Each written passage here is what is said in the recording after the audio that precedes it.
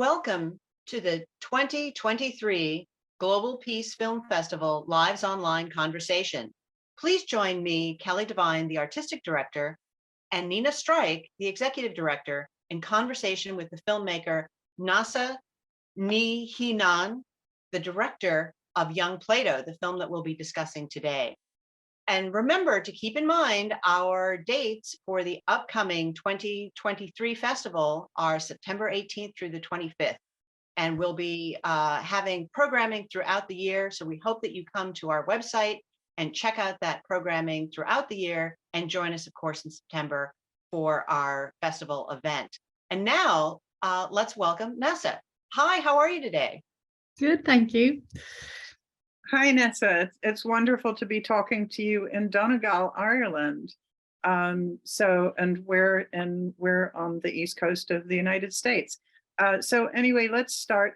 Tell us about Young Plato.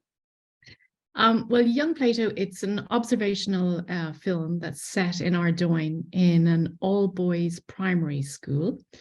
And it's about a maverick headmaster, Kevin McAreevy, who decided to introduce philosophy as a core subject for the students from the age of 4 to 11.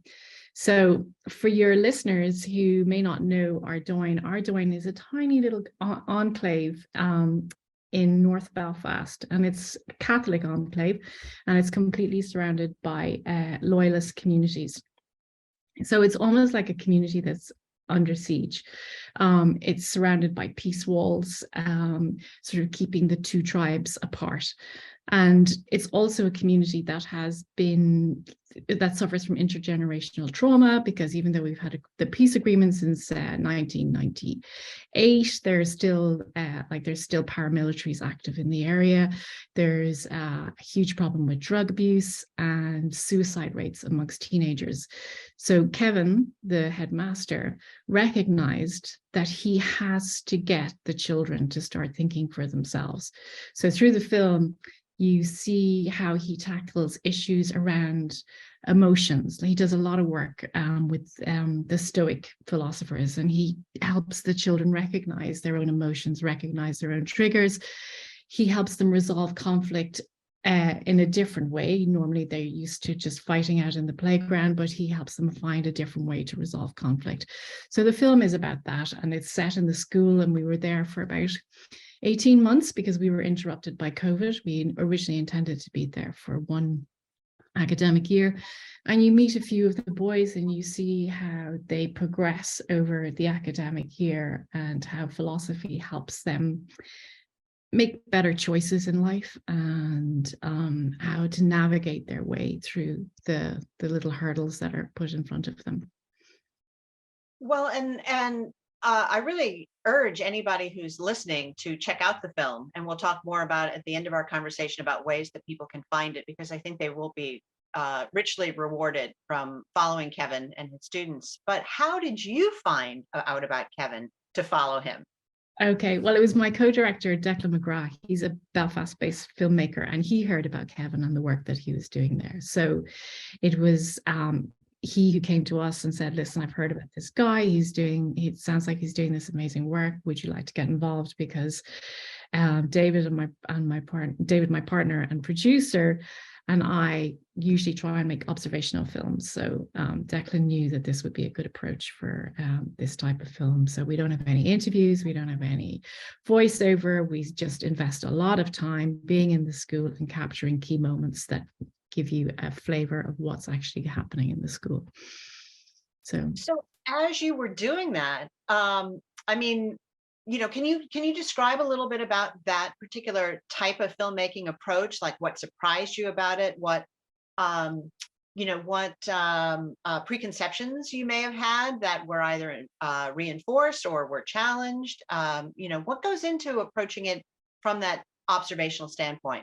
Yeah, well, I think I think you have to work a lot harder to find ways of telling your story, because it can't just be fixed by an interview or a voiceover. You have to be there at the time when something is unfolding that is going to, a scene basically is unfolding that is going to feed into the narrative of the story that you're trying to tell. So it required, like what we did was we had a little room in the school. So we went to school every day, basically, well, three times a week. We didn't go 5 days a week, but we went minimum 3 days a week. So we became sort of part of the fabric of the school. We soon, you know, after a couple of weeks, we were no longer really the filmmakers. We were just accepted as like, we were just part of the daily routine. And that's what you work towards. You work towards sort of almost becoming invisible and not being a distraction, and being allowed into very intimate moments in the school day where you can capture something that's really quite profound. That just requires a lot of time, a lot of patience. I work just myself on camera, and Declan, my co-director, he had to learn how to do sound. And so it was just the two of us for most of the filming. So that gives you a lot of freedom, because you have time and you can invest time, and you can hang out and wait for the right moments to happen. And I think that's the advantage when you're not sort of like relying on a crew to capture everything, and knowing you've got a day, and you could have a whole day of shooting and you might have nothing, maybe nothing really happened that would be of value to your story. So doing that with a crew is it's terrifying, really, because you're watching your budget disappear. But if it's just the two of you, then it's much easier. You can invest that time, and you can write off those days where nothing of any interest really unfolded.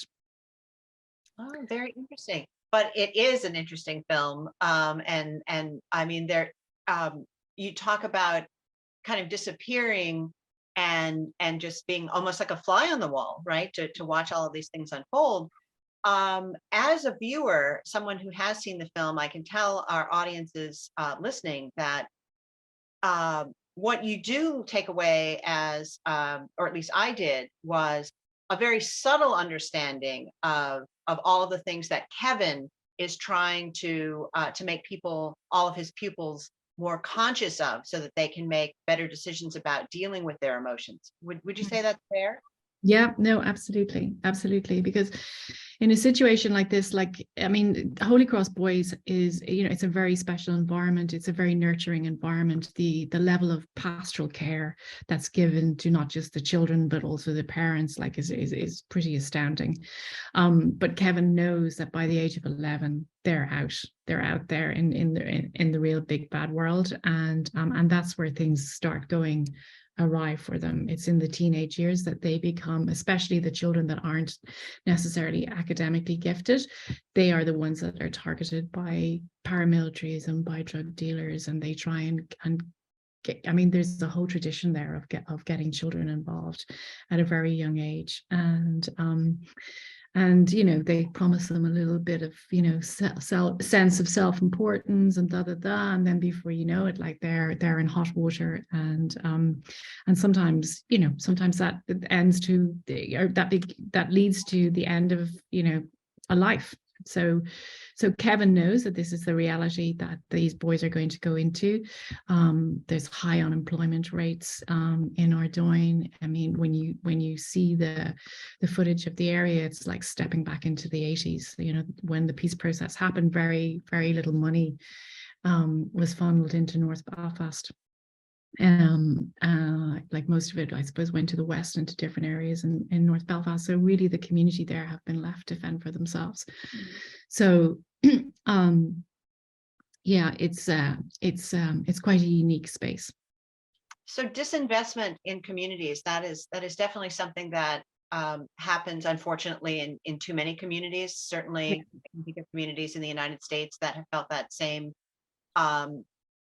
those same ill effects from disinvestment. And then what it really what you touched on was then there are these negative attractors for young people to find meaning and to find a sense of belonging and so Kevin really shows the way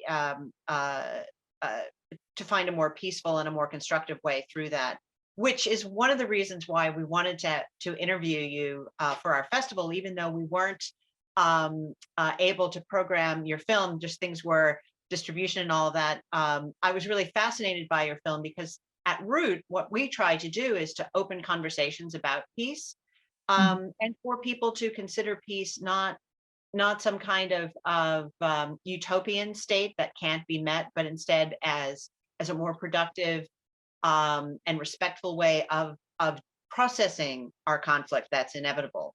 And so that's why we were very, we wanted to speak to you and to shine a light on this particular film. And so if you could talk to, a bit, what, what has been the process? You made the film. What has been the process now, having the film out in the world and interacting with audiences, and what you hoped audiences would take away, what you found in those conversations with audiences? Yeah. Well, I mean, the film has enjoyed, incredible success, and it's played all over the world, and it had some cinema exposure as well in the US and in the UK and in Ireland, and it's about to be released in Japan, and it did really well in Belgium. And so David and I went along to some of the screenings at different festivals. So we met like a large cross section of the community, and what we found was that people were incredibly moved by it and and found a great sense of hope for the future in it, because what's happening in Ardoyne, it's like where there's two tribes and where there's conflict and where there are communities that have been with underinvestment. That's as you said, that's happening all over the world. So the issues are exactly the same. That it could be that this story and how to address those problems could be sort of supplanted anywhere else in the world, and teaching children to think for themselves and think critically and to listen to the other and to learn about their emotions and to learn how to manage anger and how to find an alternative to violence. These are all important life skills. So what we found teachers saying, oh my God, how do I do this? I want to bring this into my school. We found the same with basically audiences everywhere were like, wow, I didn't know that philosophy meant this. I didn't know that, that it was relevant to us or to me. And I suppose that is a big issue that philosophy has had over the centuries, really. It's always been seen as something for the elite, for the other, and not something for the common person. And I mean, there are amazing philosophical organizations all around the world who are kind of knocking on doors, trying to get into schools and trying to get into communities and offer their services and show, look, this is what we can do when we teach people to question all kinds of narratives that we're being given. And more than ever now, this has become incredibly important when we live in a world of fake news and people getting all their information from soundbites from social media. And, we are being manipulated more than we ever have been in the past to think a certain way, to react in a certain way to a certain group of people. And it's incredibly difficult to just kind of, find to orientate yourself and to actually find where the truth lies.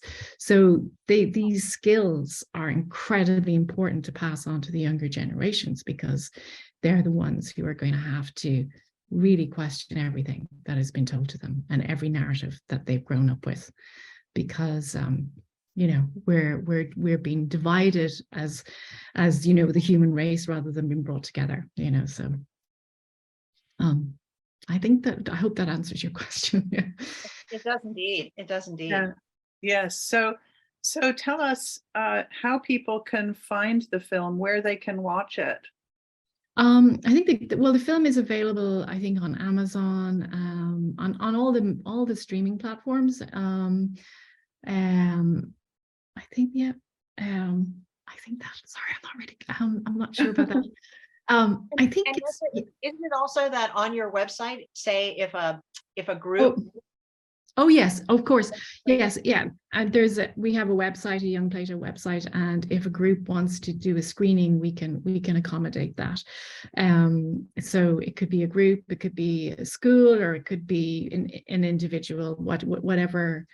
Whatever suits. We can accommodate that and make the film available to them. That's great, and we'll show the website address on our closing slide. And what are you working on now? What's next for you? Well, we've been working very, very hard on an impact campaign for the film, and we've been trying to raise some funds for that. So we're getting closer and closer to managing to make that take off. And I've got a few projects in development, but I just feel like it's a jinx to talk about anything until it's actually you have the stamp of approval and the financing and all that kind of thing. So but yes, I'm kind of still looking in the educational landscape. So is there anything that you can tell our listeners about the impact campaign, where they might be able to find that, or is that just on the website as well? Well, all that information has been updated on the website, but we're hoping to kickstart it by bringing the film to communities, like to both Protestant and Catholic communities, bringing them to a cinema and getting them to watch the film together, and then have a philosopher come and conduct a philosophical inquiry about the contents of the film with both groups. So that's kind of the plan at the minute, and we're hoping that will be ready to roll out in September 2023. So. Oh, fantastic. Fantastic. Well, we will definitely keep updated on that, because Nessa, one of the things that we love to do is not just simply encourage people to watch compelling films such as Young Plato, but also to take something away, and and to take whatever lessons there are back into their own lives and into their own communities. So if you can, keep us updated, and I know we will stay in touch, we will update our own followers via social media to make sure that they know what, because we're really looking forward to seeing how this campaign rolls out in September. So thank you for being with us. This has been a wonderful conversation. Oh, thank you, Carrie. Thank you, Nina. Really appreciate it. And thank you to everyone who has watched this latest Glow. Again, the film is Young Plato, and you go to youngplato.com, especially if you want to book this film for your community screening or for your school, or learn more about it that way. If you are just interested as an individual watching the film, as Nessa had mentioned, all of the streaming services now have the film available. I believe it's for rental. And so please do check that out. Go to Amazon, go to Apple Plus, etc. And then again, please be sure to stay in touch with the Global Peace Film Festival website, peacefilmfest.org. We have lots of screenings leading up to the September event. And we have all of the updated information about all of our ongoing year-round events on our website. Thank you again, and we'll see you at the next Glow.